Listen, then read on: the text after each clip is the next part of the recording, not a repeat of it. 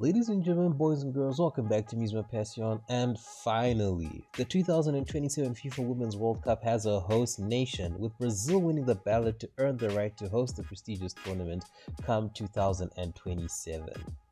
The Seleção beat out the likes of the Netherlands and Belgium, who are also in contention to win the hosting rights, and it is now a race against the clock for the South American nation to get their house in order to make the tournament as good as possible when the time comes.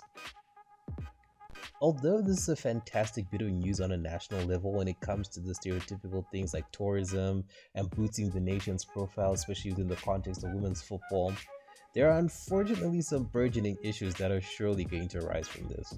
First of all, it is highly unlikely that the news of Brazil winning the hosting rights will be met with universal acclaim from its people, given just how much public funds will be diverted towards the event, which is really reminiscent of what transpired 10 years ago at the 2014 Men's World Cup, which saw mass protests and significant public disgruntlement at what the people felt was inconsiderate and poor government planning.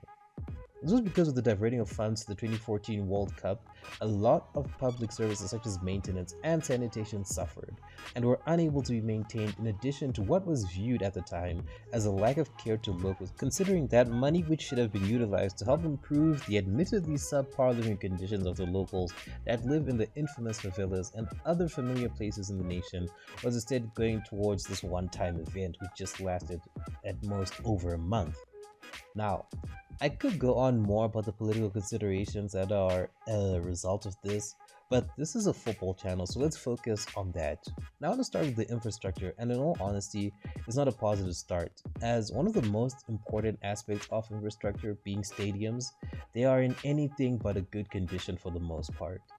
Also, I don't think it's expected for the majority of major stadiums in Brazil to be used for the tournament. The venues that will be used will be in desperate need of some heavy facelifts, given the shocking state of disrepair that most have come under in the advent of the likes of the aforementioned 2014 World Cup and the 2016 Olympics.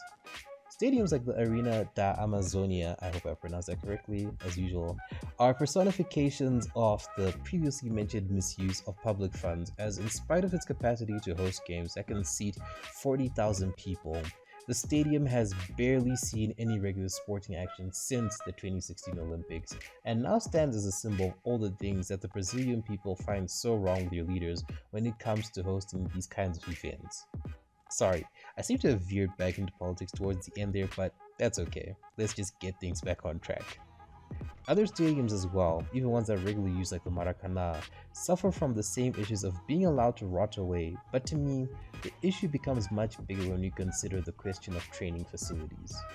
Whilst there are many clubs in Brazil that can boast having very efficient and effective training facilities that can be used by any professionals, it will be interesting to see the distribution of these facilities amongst the teams that will qualify for the Women's World Cup, which, granted, will depend on where matches will be hosted.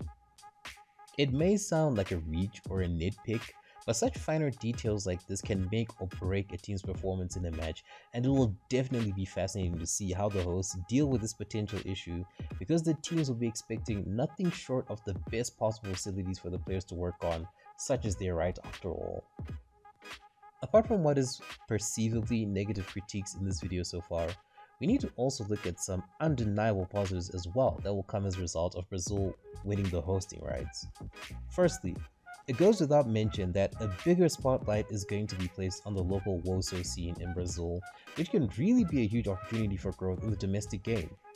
Currently, Women's League matches in Brazil bear witness to an average attendance of 29,412 people per game, according to Footy Stats, which is really impressive, and if the tournament proves to be a success, that figure can surely go up a few thousand.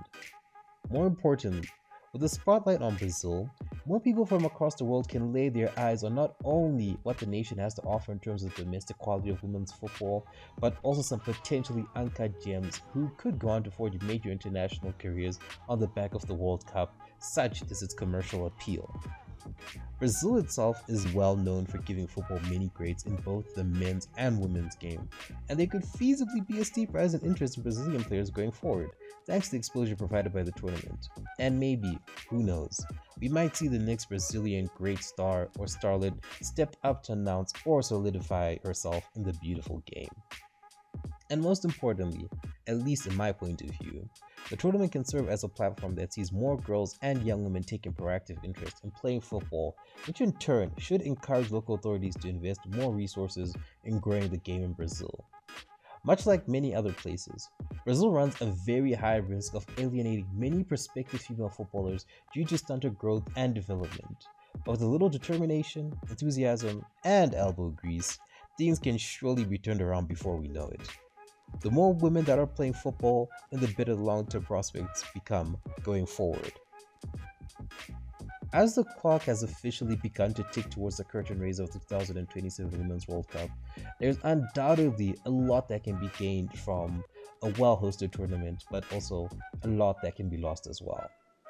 Maybe it's a little bit too early to judge, but we're nearly 1 year on from the 2023 World Cup Down Under, and women's football arguably hasn't been able to take the big steps needed to capitalize on its recent successes, and it is majorly through no fault of its own, with the people in the back particularly to blame for not being proactive with the growth that has been seen on the pitch. Hopefully come 2027 though, not only will the previous lessons be learned, but effective action can also be taken to ensure that women's football finds itself in a much better position after the tournament than before. Thank you as always for watching this video. I know it's a bit of a short one, and provided of course that you've stuck around to the very end. What are your thoughts on Brazil being awarded the hosting rights to the 2027 Women's World Cup?